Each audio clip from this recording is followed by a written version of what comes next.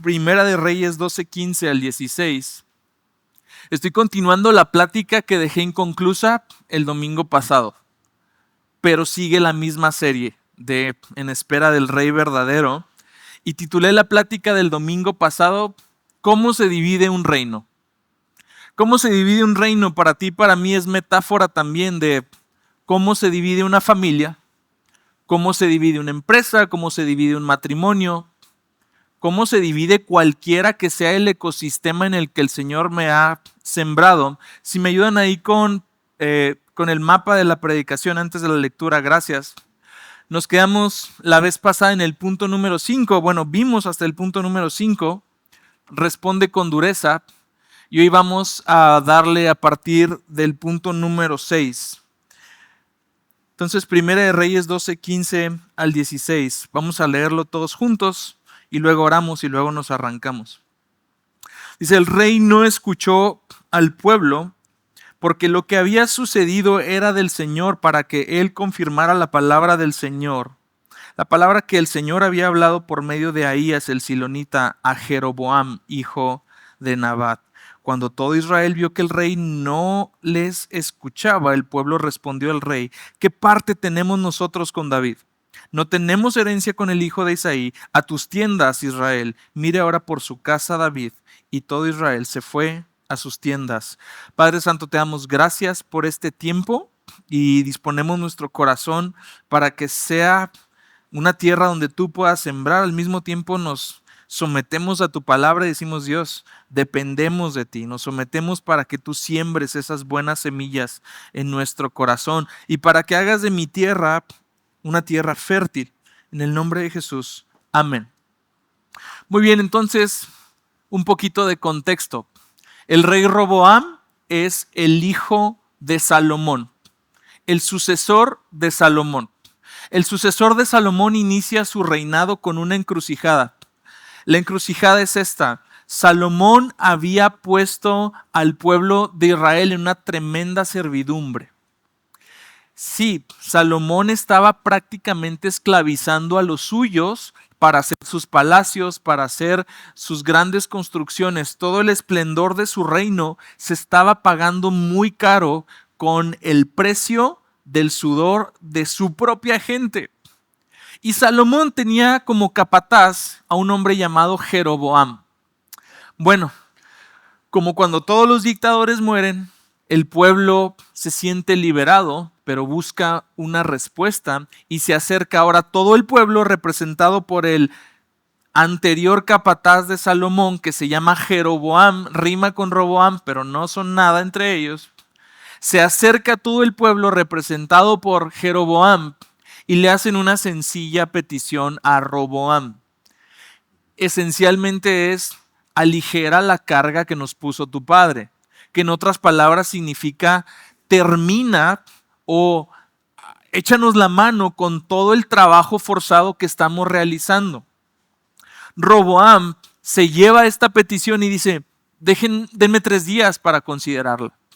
Roboam se lleva la petición, consulta a los ancianos le dan un buen consejo, no le conviene a Roboam, consulta a sus amigos jóvenes, le dan un mal consejo. Roboam, igual que tú y que yo, hace lo que le conviene y no lo que es correcto en situaciones difíciles. Entonces Roboam, siguiendo el consejo de sus amigos, responde con dureza al pueblo y les dice, ¿sabes qué? Mira, mi dedo meñique es más grueso que la cintura de mi padre. ¿Qué significa esto? Yo soy más duro que mi papá Salomón. Yo soy más severo, más rígido. A mí no me van a doblar. Y si mi papá los castigó con látigos, yo los voy a castigar con escorpiones. Es decir, Roboam iba a incrementar el castigo del pueblo de Dios para que su reinado se siguiera viendo bonito y esplendoroso y siguiera él sintiéndose el emperador de esta nación. Bueno, y así llegamos en ese contexto a Primera de Reyes 12:15 al 16. Y el mal consejo que te quiero dar es que si tú quieres dividir tu reino, no escuches a tu pueblo. Estamos así en modo psicología inversa, para que diciéndote que hagas lo contrario. Digo, es lo que sucede cada domingo, entonces ahora simplemente nomás no vas a creer. Te digo que no hagas para que hagas lo contrario, ¿va? Ok, entonces, punto número 6 del mapa que llevamos en el sermón: no escuches a tu pueblo. El trágico episodio de la división del reino sucede cuando el corazón de Roboam finalmente se endurece. ¿Qué es lo que vemos en esta imagen que leímos ahorita? Vemos a Roboam que ya no escucha las demandas de su pueblo. No escucha el cansancio, no escucha el hartazgo, no escucha la queja, pero tampoco escucha las promesas de decir, hey, nada más rebájanos el castigo y te vamos a servir con todo el corazón. Nada más rebájanos la carga y vamos a serte leales. Entonces, Roboam se cierra por completo y es muy llamativo la consecuencia que tiene para él. Y que de ejemplo podemos aprender tú y yo lo que sucede cuando se cierra por completo el entendimiento al consejo, a la demanda, a la petición, a la conversación en sí misma. Dice, cuando todo Israel vio que el rey no les escuchaba. ¿Has estado en intercambios así? Donde dices, esto ya está rebotando.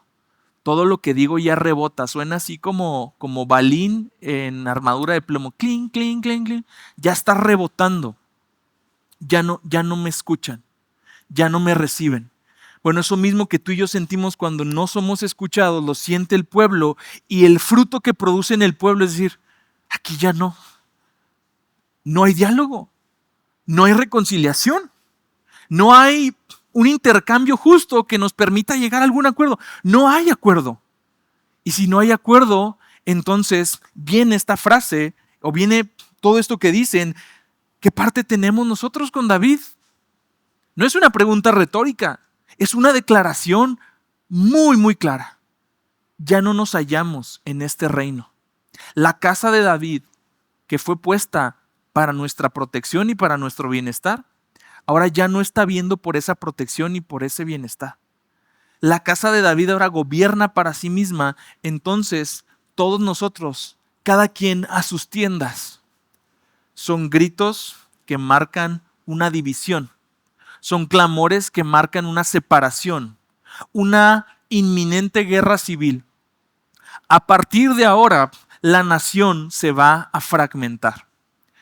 A partir de ahora ya no hablamos de Israel como sinónimo de las 12 tribus que eran los 12 hijos de Jacob. Ahora vamos a hablar de Israel, el reino del norte, y de Judá, el reino del sur. La matemática con los hijos de Jacob luego te la explico, ¿sí? Porque uno se queda sin herencia, porque luego entra José, pero no entra José, son los dos hijos de José, Efraín y Manasés. Bueno, nos vamos a saltar la parte histórica y nos vamos a quedar con dos números a grosso modo. 10 tribus al norte, 2 tribus al sur. Junto con la tribu de Judá solamente se queda la tribu de Benjamín y al norte se quedan el resto de las tribus. A partir de ahora, Israel, esta fisura que comenzó con Salomón, ya se vuelve una grieta impresionante. Ya no van a encontrar comunicación en sí mismos. Ya no van a encontrar acuerdos, ya no van a encontrar puentes. Y el último clavo en el ataúd de esta división y de esta fractura monumental es que el rey se rehusó a escuchar. Algo tan sencillo pero tan difícil de hacer para un corazón endurecido. Algo tan sencillo que todos podemos hacer, simplemente callarnos un momento, tratar de entender, tratar de escuchar, tratar de analizar, frenar un poco el ego, callar un poco el orgullo y decir, bueno, a ver, ¿qué es lo que la otra persona me quiere transmitir? Porque quizás es un reloj totalmente descompuesto, pero yo siempre me digo esto a ti mismo. Aun cuando la otra persona yo considere que no tiene absolutamente nada de razón, un reloj descompuesto siempre da la hora correctamente 2 veces al día. En algo le tiene que atinar. En algo vamos a tener que partir como un punto de acuerdo para de ahí construir algo. Por eso dice también Santiago y nos aconseja, Santiago 1:19, NTV, estoy leyendo: mis amados hermanos, quiero que entiendan lo siguiente: todos ustedes deben ser rápidos para escuchar, lentos para hablar y lentos para enojarse. Me encanta cómo le entendemos a Santiago al revés. Somos rápidos para hablar, lentos pero mejor rápidos para hablar, lentos, lentos para hablar, lentos para escuchar, rápidos para hablar, rápidos para enojarnos. Perdón, ya se me suben los 36 a la cabeza y necesito omega 3 o algo, ¿no? Para aceitar aquí. No me tomé mis vitaminas de la mañana, por cierto, me estaba acordando. No se crean. Mientras estamos enfrentando rupturas, divisiones, fracturas, lo peor que podemos hacer es dejar de escuchar. Cuando elegimos no escuchar, cónyuge, hijos, amigos, entorno en general, cerramos puertas. Cuando elegimos no escuchar, elegimos también no dar valor a la opinión de la otra persona. Elegimos al mismo tiempo dejar de considerar su perspectiva y considerar nuestra perspectiva como la única correcta. Cerramos la puerta a la empatía. Cerramos la puerta al diálogo. Cuando dejamos de escuchar, la otra persona siente que el dolor de él no nos importa. La otra persona recibe un mensaje muy claro: tu voz no cuenta. Cuando dejamos de escuchar, herimos, dividimos y enfriamos los lazos más fuertes. La raíz de muchos conflictos comienza con lo siguiente: yo quiero tener la razón, yo quiero imponerme, yo quiero controlar la narrativa, yo quiero ganar la discusión. Para hacerlo, el primer paso es muy sencillo: deja de escuchar. ¿Sabes qué es lo peor que sucede cuando dejamos de escuchar al entorno? Cuando dejamos de escuchar primeramente la voz de Dios, tú cierras el canal de la voz de Dios, tú cierras el canal de otras personas, y la voz que más va a resonar, científicamente comprobado, 10 a 15 mil palabras diarias, es la voz de tu propia cabeza aquí adentro. Amado, la voz más tóxica que puedes escuchar es la voz de ti mismo, retumbando aquí. Y somos muy buenos para hablarnos basura todo el día, repetirnos la misma narrativa, ¿sí? Seguirte lamiendo las heridas, seguirte congraciando, seguir repasando cómo tú estás bien y todo estás mal, seguir repasando en tu cabeza, generando escenarios, generando diálogos que nunca van a existir, generando muros en tu cabeza que te hacen cada vez más sabio en tu propia opinión y por consecuencia más necio en la opinión de Dios. Cuando nos cerramos a escuchar, le estamos abriendo la puerta a la voz de la serpiente. Todo camino que busque reconciliación tiene que iniciar con la mansedumbre de escuchar. Escuchar con mansedumbre no implica estar de acuerdo. Escuchar con mansedumbre implica que aunque yo no esté de acuerdo, necesito desesperadamente e intencionalmente buscar cuál es el punto de acuerdo en el conflicto en el que podemos llegar. Cuando escucho con atención, cuando escucho con mansedumbre, busco generar puentes y no construir muros. Cuando cerramos nuestros oídos y nuestros corazones, frustramos todo intento de reconciliación. A partir de ahora, Israel recibió un mensaje muy claro: el rey no escucha. Y si el rey no escucha, ya no hay diálogo, ya no hay acuerdo, ya no hay propuestas que se puedan hacer. Si no se escucha, entonces vámonos para la guerra. Y ese es el punto número 7. ¿Cómo se divide un reino? Prepárate para la guerra. Segunda de Crónicas 11:1 al 12. Cuando Roboam llegó a Jerusalén, reunió la casa de Judá y Benjamín 180,000 hombres, guerreros escogidos para pelear contra Israel y restituir el reino a Roboam. Lo que Roboam no pudo recuperar a fuerza de corazón, a fuerza de humildad, a fuerza de dependencia de Dios, en mansedumbre, en humildad, en todas las cosas que suenan muy bonitas de pronunciar, pero que la verdad a nivel de corazón son tremendamente difíciles de hacer. Cuando Roboam falla en eso, entonces dice, bueno, pues voy por él a la fuerza. Bueno, voy por él por las armas, porque aquí se hace lo que yo digo. Aquí yo soy el machín, aquí yo soy el que manda, y voy a hacer y voy a deshacer para recuperar lo que me pertenece. Pero Dios dice, no, Señor, no, así no funciona, porque aquí el que manda sigo siendo yo. Este no es tu pueblo, este es mi pueblo. Esto no son tus enemigos, también son mis hijos. Versículo 2. Pero la palabra del Señor vino a Semaías, hombre de Dios, diciendo, habla a Roboam, hijo de Salomón, rey de Judá, y a todo Israel en Judá y Benjamín, diciéndoles, así dice el Señor, no subirán ni pelearán contra sus hermanos. Vuelva cada uno a su casa, porque de mí ha venido esto. Qué difíciles de digerir son esas palabras. Son las palabras con las que no queremos lidiar. De mí ha venido esto. Un Dios soberano interactuando soberanamente con su pueblo, diciéndonos la respuesta a muchos de nuestros problemas, fracturas, divisiones, distanciamientos. De mí ha venido esto. Porque el Señor en Primera de Crónicas 29, que es todo el pacto que Él hace con Israel, le deja muy claro a este pueblo, cuando te sucedan estas cosas que hacen a las personas escandalizarse, ruborizarse y decir, mira lo que le pasó, que hacen a las hermanitas de ahí del vecindario de Israel en aquellos tiempos, ya te enteraste que se pelearon. Y que ponen el chisme así como que a flor aquí en la boca y que se siente así el chismecito sabroso.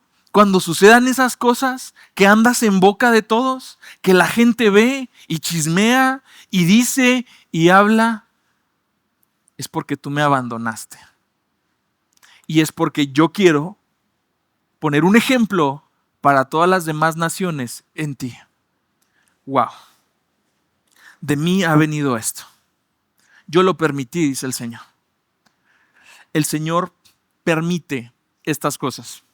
Es algo súper difícil de digerir cuando estamos súper ilusionados con Dios, que es todo bueno, todo bueno, todo bueno, pero Él es como que se tapa los ojos a mi pecado, ¿no? O sea, Él como que lo ignora, dice, es mi hijo, échale ganas. El Señor permite que vengan estos eventos a nuestra vida con un solo propósito, recordarnos que algo se perdió en el camino. Recordarnos que algo sucedió. Recordarnos que lo hemos abandonado a Él. ¿Y qué hace Roboam? Cuando Dios lo para, Él hace exactamente lo que dice este punto que hagas. Prepárate para la guerra. Porque prepárate para la guerra no es ve a la guerra. No es ve y pelea.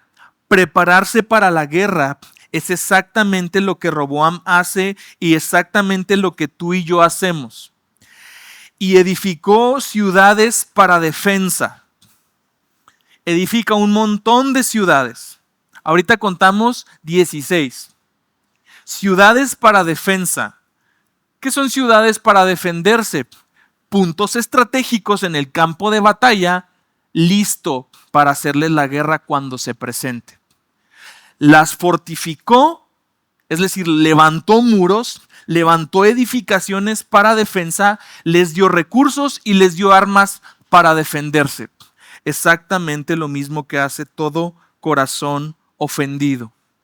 Versículo 11 le agrega más detalle. Reforzó fortalezas, puso comandantes, puso provisiones, puso escudos y lanzas, y todas las ciudades las reforzó en gran manera.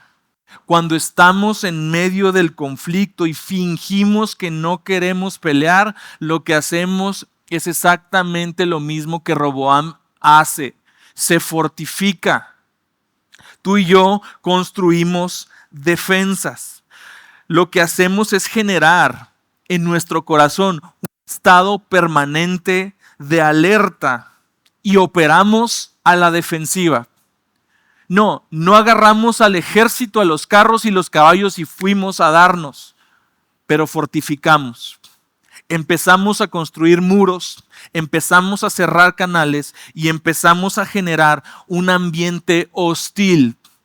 No hemos lanzado una sola flecha, pero la hostilidad ya se percibe en el ambiente. Segunda de Crónicas 11 nos muestra cómo Roboam se fortifica. Sí, no ataca, pero tampoco se rinde. No busca la reconciliación ni sanar la fractura, pero sí levanta muros, fortalezas, armas y estructuras defensivas. No hay guerra, pero tampoco hay paz. No hay conflicto, pero tampoco hay paz. Dios dice, no pelees, pero nosotros levantamos muros. Muchas veces, cuando Dios detiene los conflictos, nos llama a soltar cosas en su mano, en su control.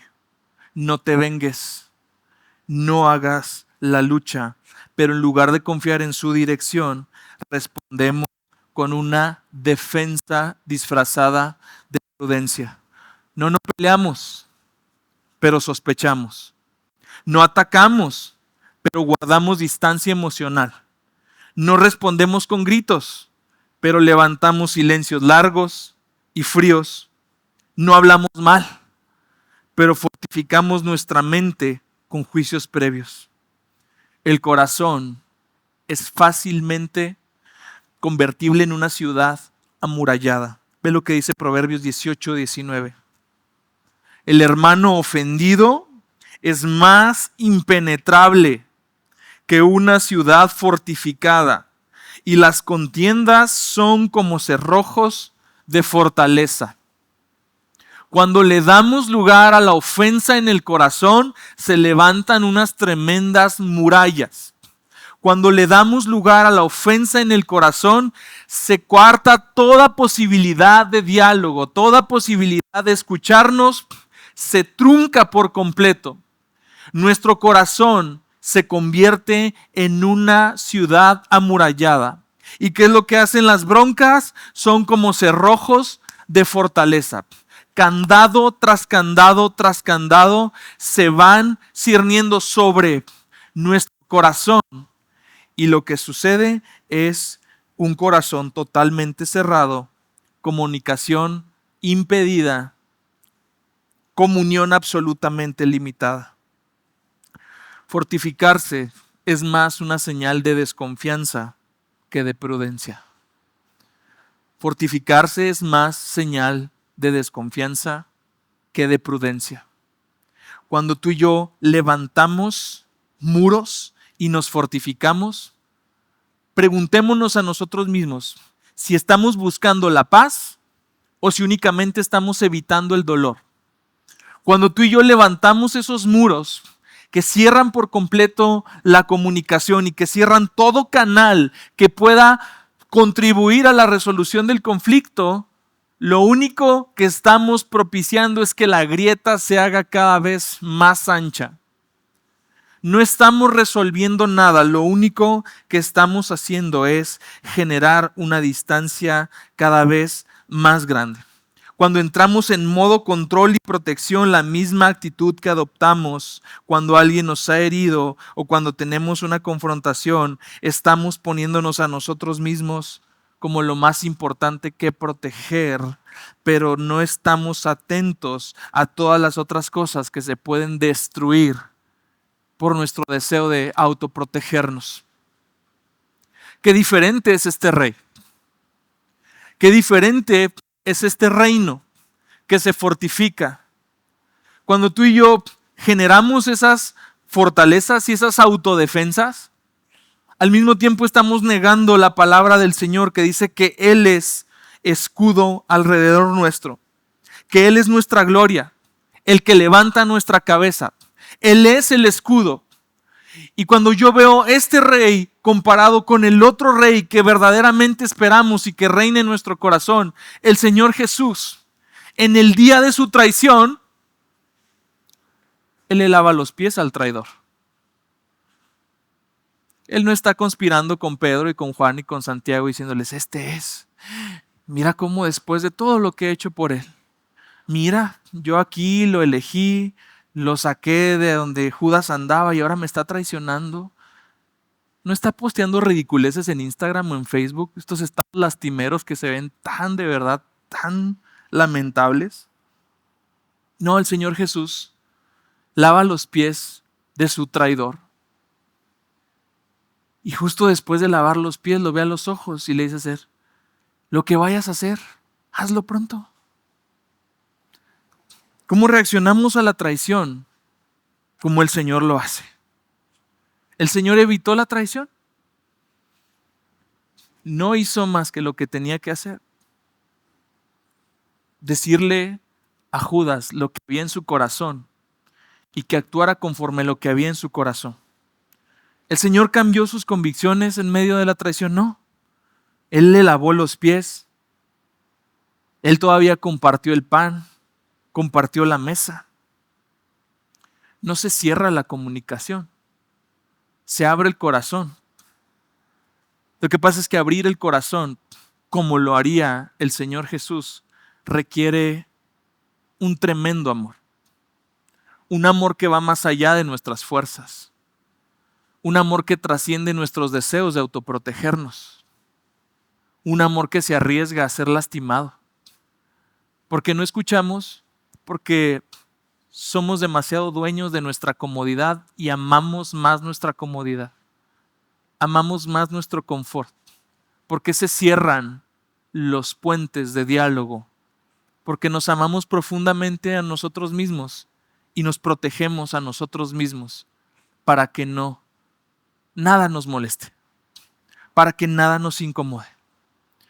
Bueno, el Señor en el día de su traición nos recuerda siempre con sus palabras que tú y yo no podemos hacer mucho por autoprotegernos. Claro, puede ser sabio, puede ser prudente en no confiar algo muy delicado en alguien que no es de confiar, por ejemplo. Información, qué sé yo. Pero la mayoría de las veces, ante la inminente traición, ante la inminente ofensa, no nos corresponde a nosotros ser nuestro propio escudo. Deja que el Señor sea tu escudo. Deja que el Señor obre a favor de ti. Deja que Él te cuide las espaldas. Porque el Señor no necesitó que nadie le cuidara la espalda. Él sabía que todo esto era necesario. Él sabía que necesitaba revelarse este corazón, que aún en medio de la traición estaba el Señor obrando, que aún el Señor iba a usar esa traición para cumplir un propósito más excelente que cualquier otro.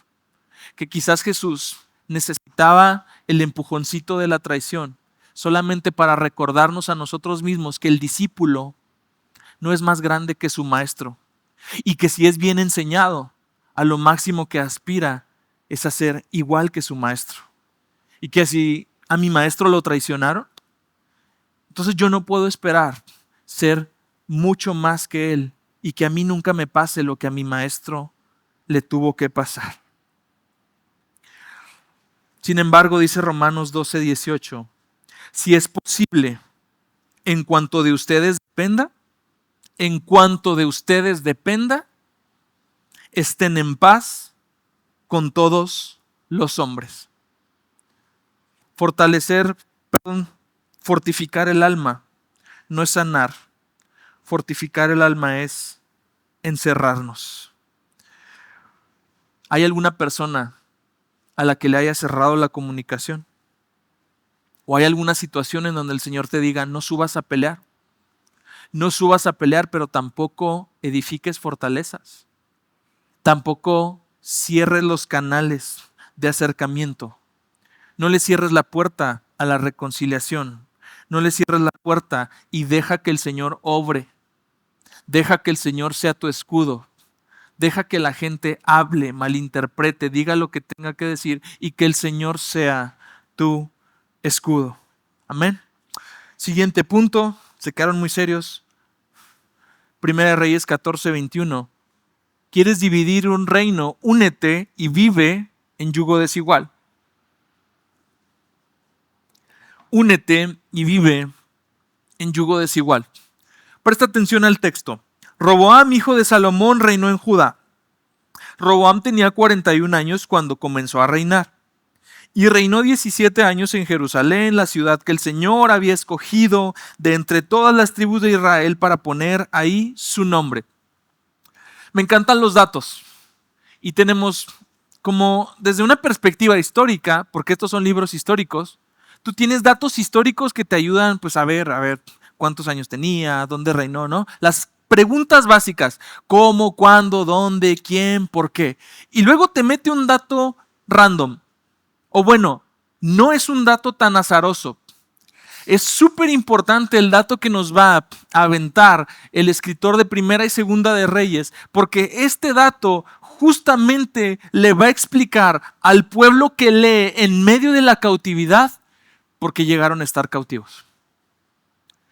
Como te lo he venido diciendo a lo largo de la serie, Primera y Segunda de Reyes responden a la pregunta ¿por qué llegamos a la cautividad? ¿Por qué nos ganaron nuestros enemigos? ¿Por qué no estamos en Jerusalén? ¿Por qué estamos ahora en Babilonia? ¿Por qué ya no sabemos nada acerca del reino del norte? ¿Por qué se dividió la nación? Todo eso lo responde Primera y Segunda de Reyes, y con esta clase de datos, el lector que es atento y tú y yo encontramos por qué suceden las desgracias en nuestra vida. El nombre de su mamá era Naama, una amonita. Fin del comunicado, un dato aparentemente genealógico normal, pero nos dice un montón de cosas. Nos dice el desastre en que se había convertido la casa de Salomón. Salomón, que entre sus 700 y 300 esposas y concubinas, entre toda esa multitud de mujeres, se había casado con mujeres que el Señor le dijo, no te cases con ellas. Es un recordatorio teológico devastador. El pueblo de Israel debería de unirse en matrimonio únicamente entre el pueblo. Había naciones específicamente prohibidas para unirse. Pero ¿qué dice Reyes 11:1 y 2 de Salomón? Amó a muchas mujeres extranjeras de las naciones de las que el Señor había dicho a los israelitas, no se unirán a ellas, ni ellas se unirán a ustedes, porque ciertamente desviarán su corazón tras sus dioses. ¿Y qué hizo Salomón? A estas se apegó con amor. Cómo me encanta Salomón, ¿no? Es tan parecido a nosotros. O sea, no hagas esto, mijo, mira, ni esta ni esta. Con esta se apegó. ¿A cuál quiso más? A la que debería de querer menos, ¿no? 1000 mujeres. Y se tuvo que enamorar de la peor. De la peor. Ahora, cuando hablamos de yugo desigual, si me ayudan con la imagen del yugo que tenemos ahí, hablamos de diferencias importantes. El yugo desigual lo entendemos en el contexto de mijito, no te cases con alguien que no sea cristiano. Entonces, busca esposo, busca esposa dentro de la iglesia. Entonces ahí están nuestros hijos, ¿no? Buscándola. El problema es que la iglesia, mi gente, y lo digo con todo el amor del mundo, de verdad los amo. La iglesia no es garantía. Hay cada alacrán y cada jabalí bajado del cerro a tamborazos que tú dices, ¿cómo? Porque el yugo desigual no me habla de una etiqueta de cristiano versus etiqueta de no cristiano. Yugo desigual me habla de algo mucho más profundo. Ok, gracias por el spoiler. Ahí, sí. Yugo desigual me habla de que, ¿qué tienen en común esos dos bueyes con B? Pues son iguales, ¿no? Hasta el mismo color, tamaño, cargan lo mismo, caminan en torno a la misma dirección, soportan la misma carga. Esto es bíblico, literal, dice Deuteronomio 22:10, no ararás con buey y asno juntos. El que tenga oídos para oír, oiga, ¿no?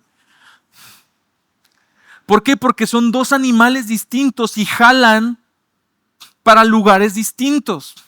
Entonces el tema no es mijito, consíguete antes de la iglesia. No, mijito, conózcalo bien aunque sea de la iglesia.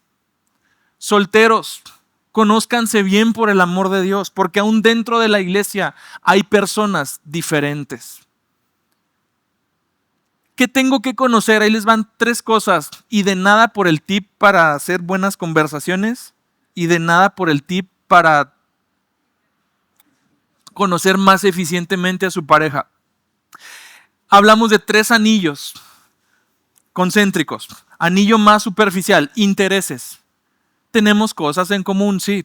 Tienen en común la iglesia, pero ahí entra. La iglesia entra en el anillo más superficial. ¿Qué tenemos en común? La iglesia. Ambos tenemos la misma religión. Pastor, ¿es relación o religión? Es religión, ¿sí? Tenemos la misma religión. Ok, vivimos en la misma ciudad, nos gustan, los dos le vamos a los Patriotas, muy bien. Nos gusta las mismas cosas, la misma comida, 1000 cosas, ¿no? Está perfecto. Todo eso entra dentro del anillo más superficial. Intereses. El tema es que decimos, nos gusta el agua de Jamaica a los dos, es ya, de ahí soy, Señor, el que hay esposa y el bien, y yo he encontrado el bien, ya me casé con ella. No, estamos en el anillo más superficial, intereses. El anillo que se acerca el segundo al centro, cosmovisión. Y aquí la cosa se pone importante. Cosmovisión. ¿Qué entiende acerca del mundo? ¿Cómo ve el mundo?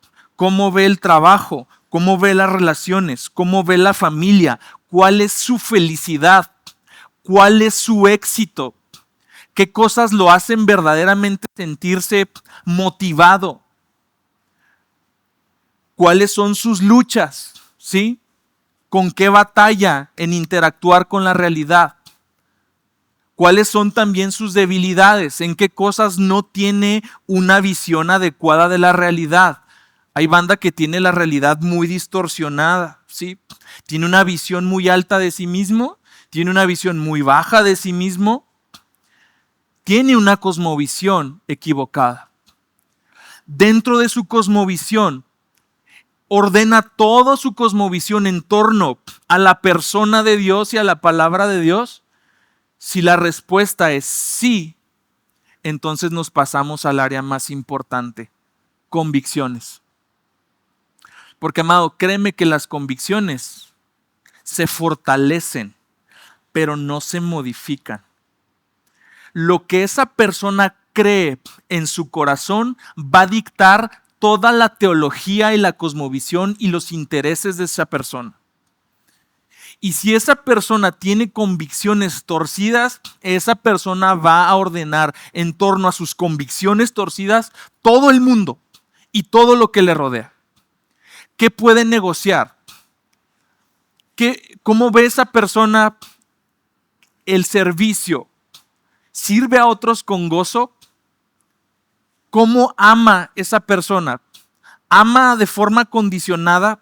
¿Es una transacción continua? ¿Me das, te doy?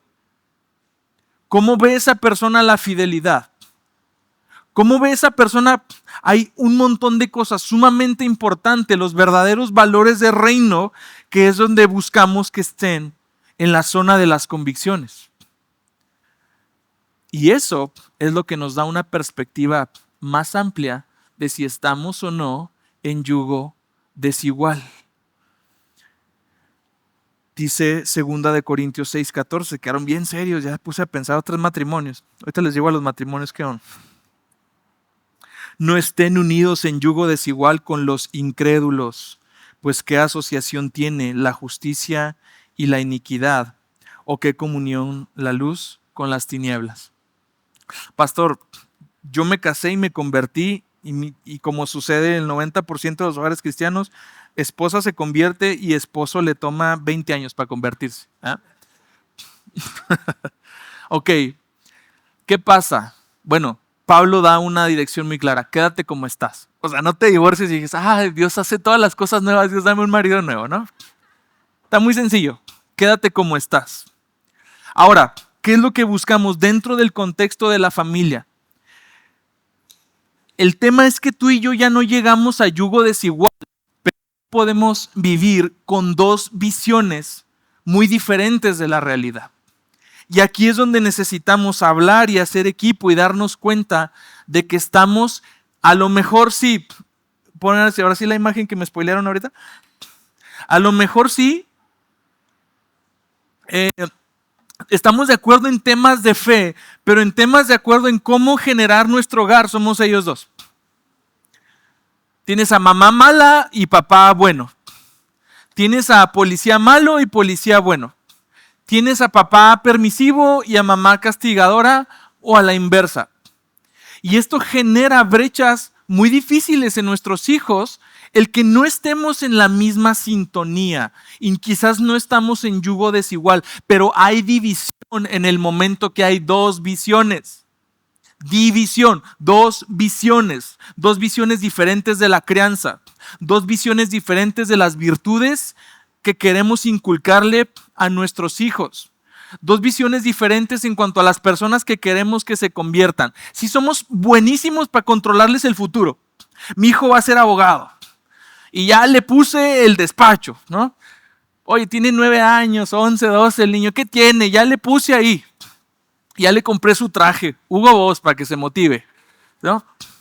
O sea, somos buenísimos para eso, mi hijo va a hacer esto. Pero no somos buenos para lanzarlos y darles la inercia con las que van a llegar a ese destino o a otro. Ahí es donde la visión de mamá y papá entra en juego, y ahí es donde la visión de mamá y papá se pone a prueba. ¿Cómo lo estoy preparando para el mundo? ¿Cómo lo estoy preparando para afrontar los retos de la vida? ¿Cómo lo voy a conectar y enchufar al niño con la realidad? Que sepa que él no es el centro del mundo. ¿Sí? Que sepa que él no es especial y que todo el mundo, como en corte real, le debe pleitesía.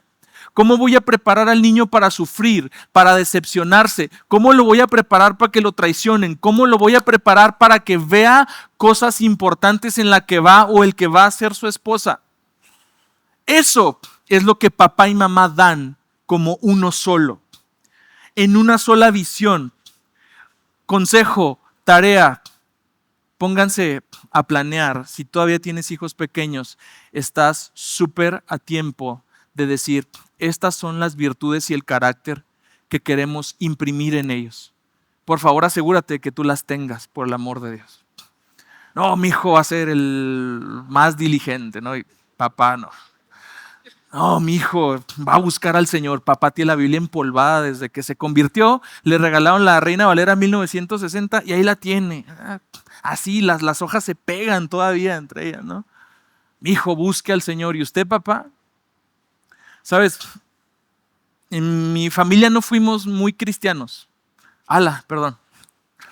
No fuimos muy cristianos en el sentido de no teníamos un culto familiar. La verdad recuerdo 3 o 4 veces que nos hayamos juntado, o 2 veces, que nos hayamos juntado a tener un devocional y vamos a adorar como familia al Señor. Digo eso para que te relajes un poco. Ahora ya para que no te relajes. Pero sí vi algo. Sí vi ejemplo. Sí vi a mi papá orar. Sí vi a mis jefes adorando. Sí vi a mis papás sirviendo. Sí vi a mis papás leyendo. Entonces, cuando de pronto vienen las cosas, dices, pues ¿qué hacía mi jefe? Pues yo lo hago. ¿Ves? O sea, no es un tema de qué padre que volvamos a hacer estos hogares puritanos del siglo XVII, XVIII, que había un culto familiar, un discipulado familiar precioso. Pero lo más importante es que modelemos aquello que queremos imprimir en nuestros hijos, ¿ok? Punto número 9, y ahora sí, la proverbial frase de todos los domingos, con esto concluyo.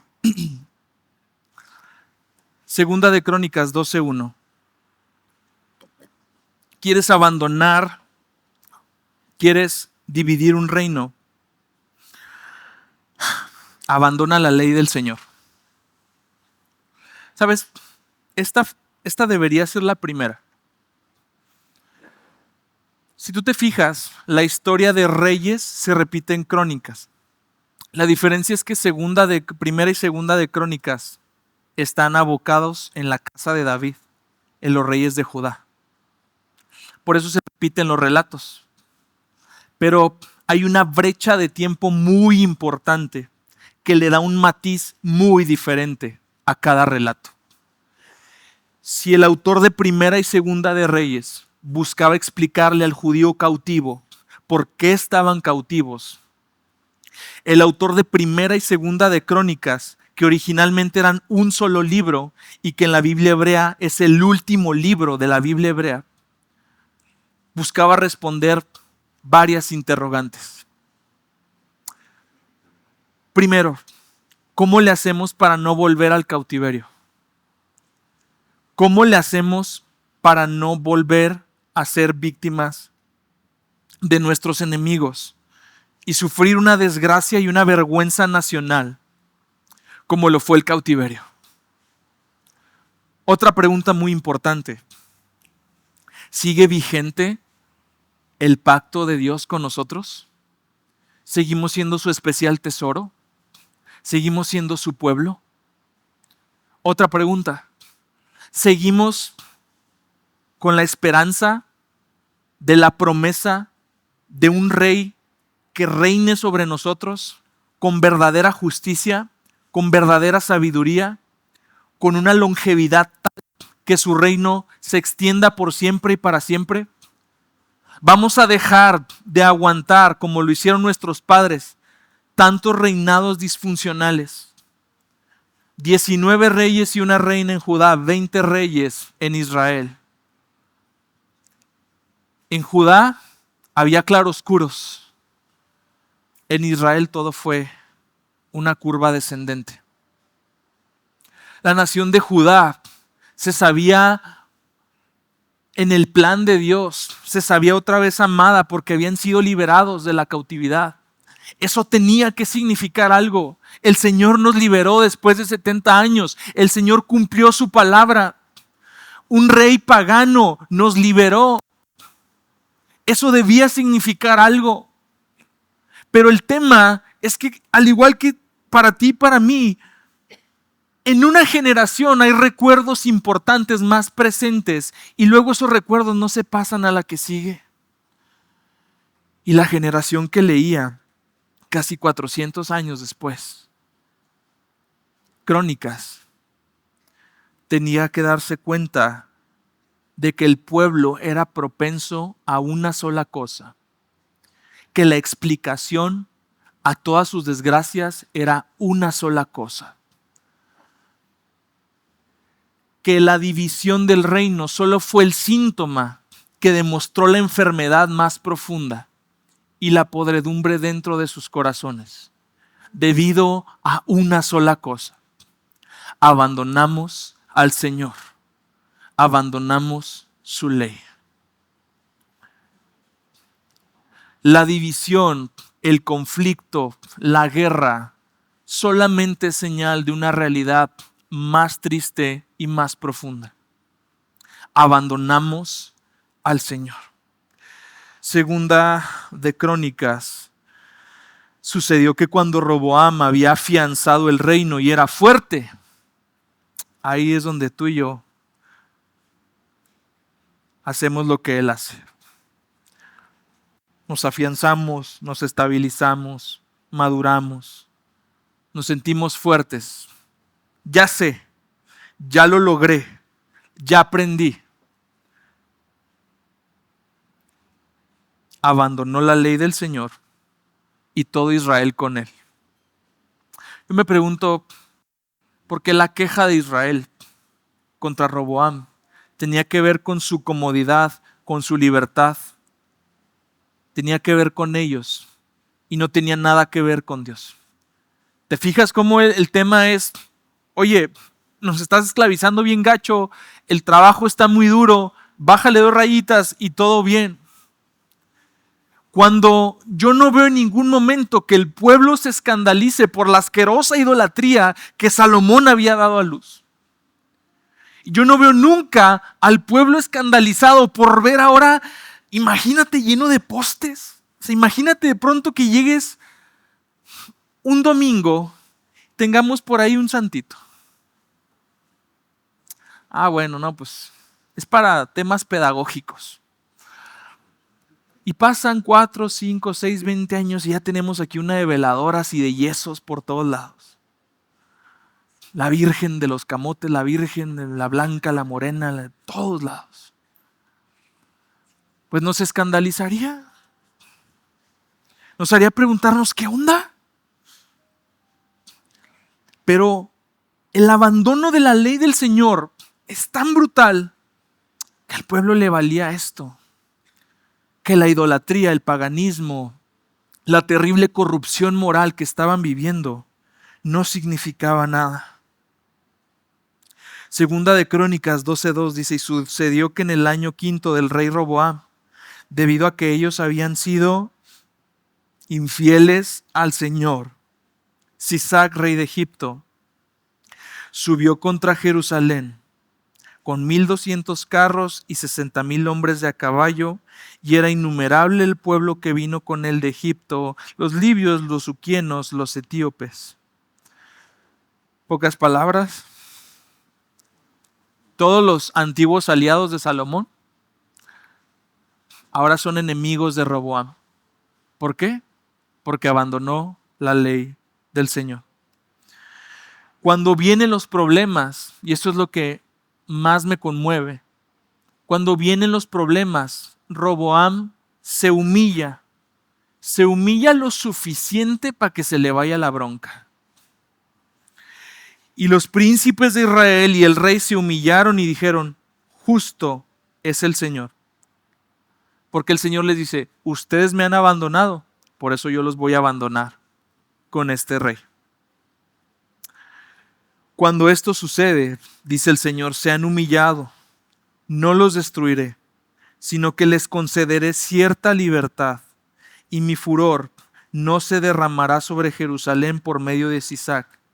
Presta atención a esto que es brutal. Pero serán sus siervos para que aprendan la diferencia entre servirme a mí y servir a los reinos de los países. El resultado de abandonar la ley del Señor no fue nada más la división. Era el síntoma. El problema es que ahora el pueblo está sirviendo a sus enemigos. O sea, Dios te sacó de algo, Dios te da una nueva vida para algo, Dios te plantea una nueva realidad para algo, para un propósito. El tema es que vemos nuestra libertad y decimos: qué padre que el Señor ya me sacó. Nos olvidamos de Él y en ese momento es en el momento en donde empezamos otra vez a servir a nuestros enemigos.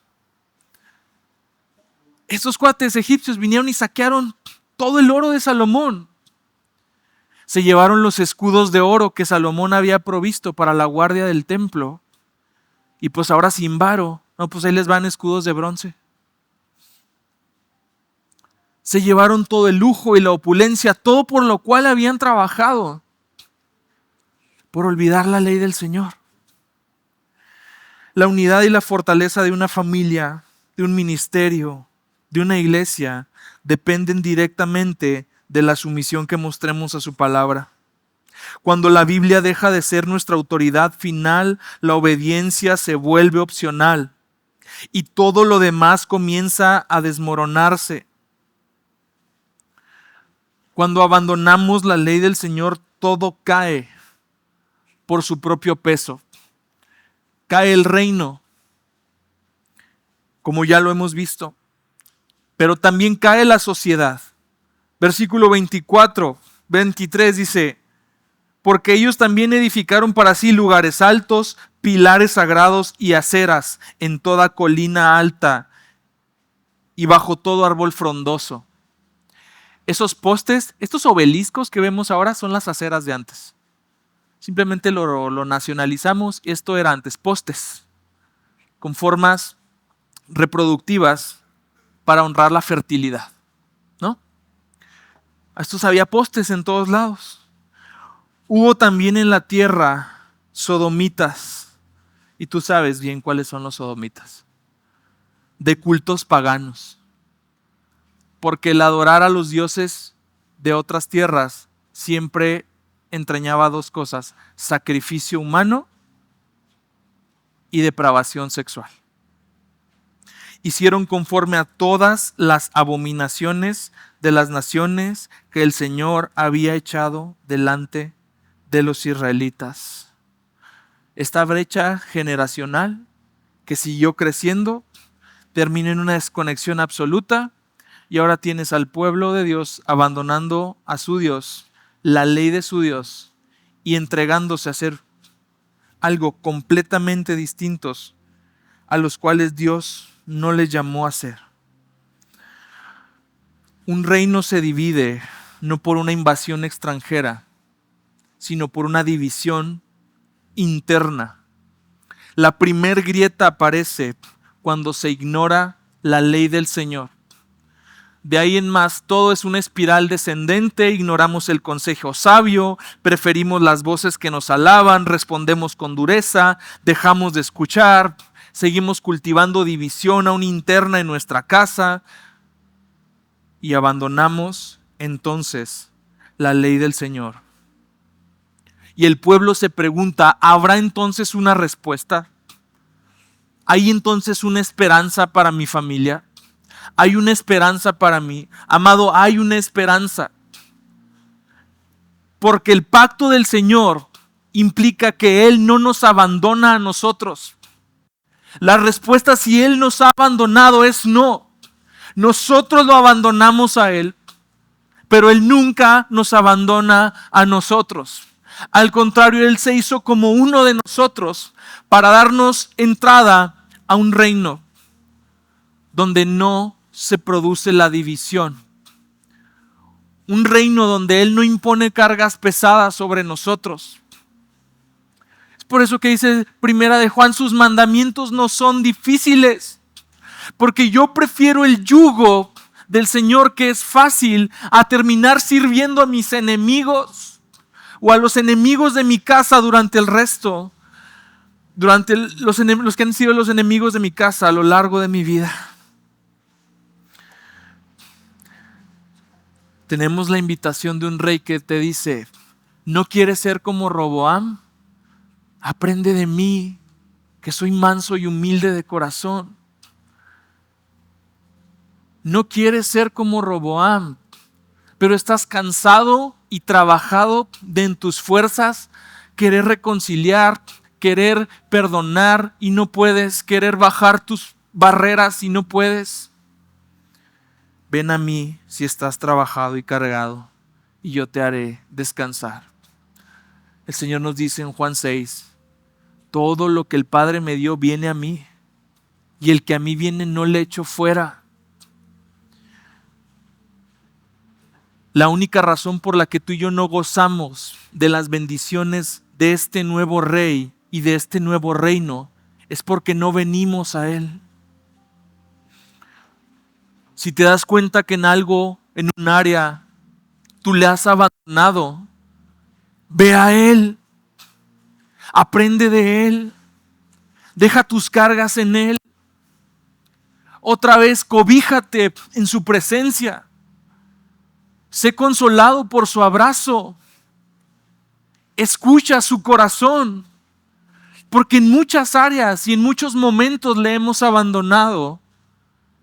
Pero Él se ha encargado de trazar todo el camino de regreso para volver a Él. ¿Le abandonaste? ¿Estás siendo cautivo de tus enemigos?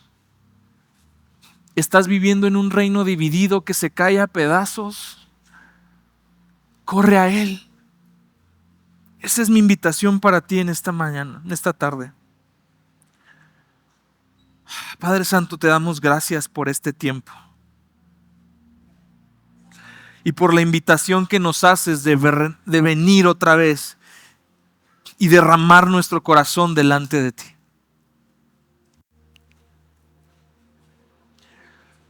Gracias porque se nos ha dado un nuevo rey. Un rey amoroso, un rey comprensivo, un rey que me recibe, que cambia mis pesadas cargas, que cambia el pesado yugo de mis enemigos por su yugo que es fácil. ¿Sabes qué es lo más hermoso? Que si Él dice, toma mi yugo, es porque Él lo va cargando contigo, ¿ves? El yugo se da siempre en parejas. Y a veces esta disparidad que hay de visión, esta disparidad que hay de opinión y no nos ponemos de acuerdo y no es nada, es porque cada quien está cargando el yugo que le da su gana cargar. Nos ponemos el mismo yugo del Señor y Él lo va a cargar por ti, junto contigo. Por eso es fácil, porque Él va junto con nosotros. Y somos movidos a su corazón en todo momento. Somos movidos a su corazón y somos llevados a un nuevo reino, con una nueva misión. Dice Pablo, su amor nos constriñe. Ese amor nos obliga a hacer algo en consecuencia. Y lo que nos obliga a hacer en consecuencia, Pablo dice, somos embajadores y somos embajadores del reino y se nos ha dado un ministerio, el de la reconciliación. Hablando primeramente con todo hombre, diciéndoles, hey, reconcíliense con Dios. Eso nos da una pista. Yo empiezo a recomponer mi vida reconciliándome con el Señor, porque Él no estará airado para siempre con nosotros. Porque lo único que en este pacto de gracia que me impide llegar a Él, pues es que yo no vaya. Amado, reconcíliate con el Señor ahorita. Toma un tiempo para orar y decirle, Señor, ya me di cuenta dónde la regué. Pero no quiero llevarme una lista de tareas, yo quiero llevarme primeramente el volver a tu ley, el volver a tu corazón, el volver a habitar en tu casa. No te lleves una lista de actos religiosos que reproducir. Llévate la noticia de que el Rey te espera en su casa y que has sido invitado ahí. Deja tus cargas ahí. Todo lo que has venido cargando a lo largo de tu vida, todas estas broncas, estas divisiones, todas estas fisuras familiares van depositando carga sobre nosotros. Y estamos trabajados y cargados, porque al mismo tiempo que estamos cargados queremos seguir empujando hasta el punto en el que no podemos. Amado, Dios trae consuelo y trae esperanza al que quiere regresar. Muéstrale que el camino es ancho de regreso. Al que quiere regresar, muéstrale que tú le esperas sentado en un trono de gracia. Al que quiere regresar, muéstrales cómo tú eres fiel y justo para perdonarnos y sanarnos. Cómo cuando tu pueblo se humilla, Dios, tú vienes y traes sanidad. Todo lo que necesitamos hacer es dejar nuestra arrogancia, nuestra autosuficiencia, nuestra propia justicia y buscar la tuya. Y aceptar la invitación del Evangelio que es vengan a mí.